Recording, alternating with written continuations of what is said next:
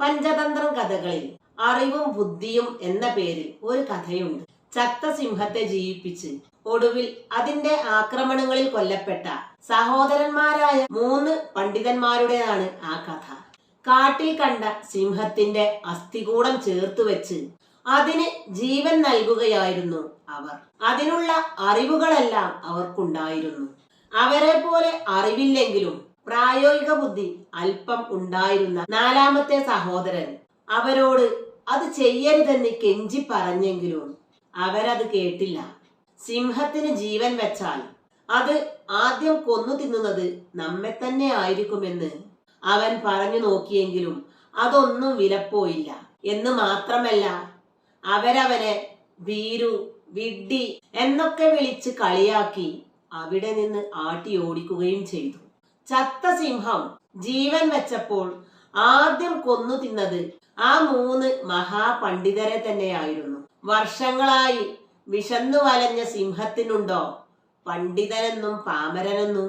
അങ്ങനെ മഹാപണ്ഡിതരായ സഹോദരങ്ങൾ കൊല്ലപ്പെടുകയും പടുവിഡ്ഢിയായ സഹോദരൻ രക്ഷപ്പെടുകയും ചെയ്തു.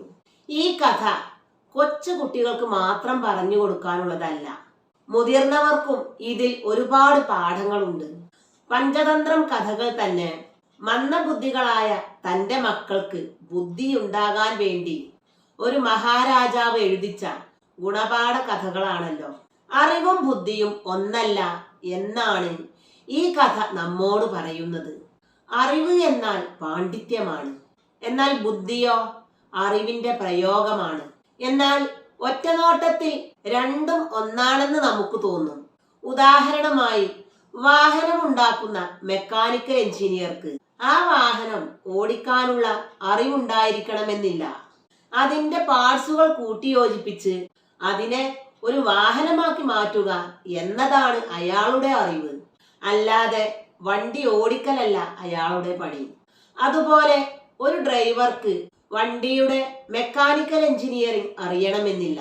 എങ്ങനെ വണ്ടി ഓടിക്കണം എന്നറിഞ്ഞാൽ മതി. മനുഷ്യന്റെ അനാട്ടമി പച്ചവെള്ളം പോലെ അറിയുന്ന മെഡിക്കൽ കോളേജ് പ്രൊഫസർ അല്ലല്ലോ രോഗികളെ ഓപ്പറേഷൻ ചെയ്യുന്നത്.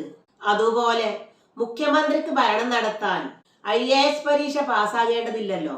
എല്ലാ അറിവിനും 2 മുഖങ്ങളുണ്ട്, തിയറിയും പ്രാക്ടിക്കലും. തിയറി അറിവിന്റെ തത്വങ്ങൾ പറയുന്നു, പ്രാക്ടിക്കൽ അതിന്റെ പ്രയോഗങ്ങൾ പഠിപ്പിച്ചു തരുന്നു. അതായത് സിംഹത്തെ ജീവൻ വെപ്പിച്ചത് തിയറി. ജീവൻ വെച്ചാൽ സിംഹം മനുഷ്യരെ കൊന്നു തിന്നും എന്ന അറിവ് പ്രാക്ടിക്കലും. ഇവിടെ അവർക്ക് അറിവില്ലാഞ്ഞിട്ടല്ല കഥയിലെ 3 പേരെയും സിംഹം കൊന്നു തിന്നത്, മറിച്ച് അറിവ് കൂടിയിട്ടാണ്.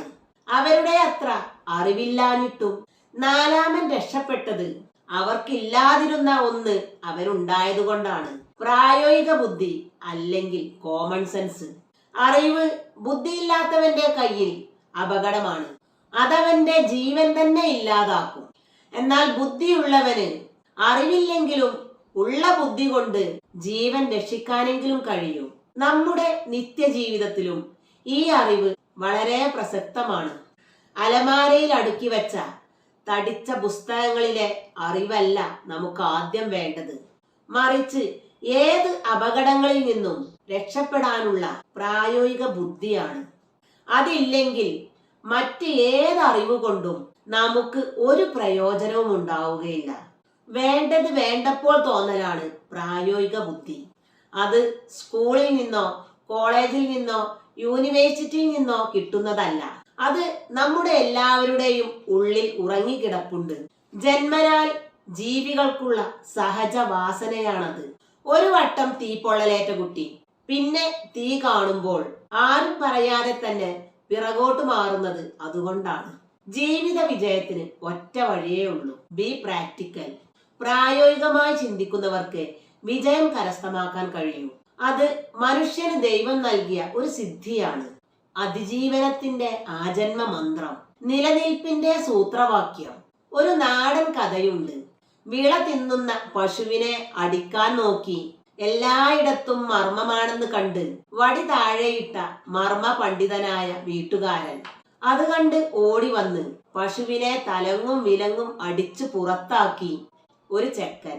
പശു പടി കടന്നോടുമ്പോൾ പണ്ഡിതന്റെ സംശയം മർമ്മത്തിൽ ഇത്ര അടി കൊണ്ടിട്ടും അതിന് എങ്ങനെ ഇങ്ങനെ ഓടാൻ കഴിയുന്നു എന്നായിരുന്നു. അറിവും തിരിച്ചറിവും ഒന്നല്ല. അറിവിൽ നിന്ന് തിരിച്ചറിവിലേക്കുള്ള ദൂരം പുഴയിൽ നിന്ന് കടലിലേക്കുള്ള ദൂരമാണ്. ബുദ്ധി വിറകാണെങ്കിൽ അത് കത്തിക്കാനുള്ള തീയാണ് പ്രായോഗിക ബുദ്ധി.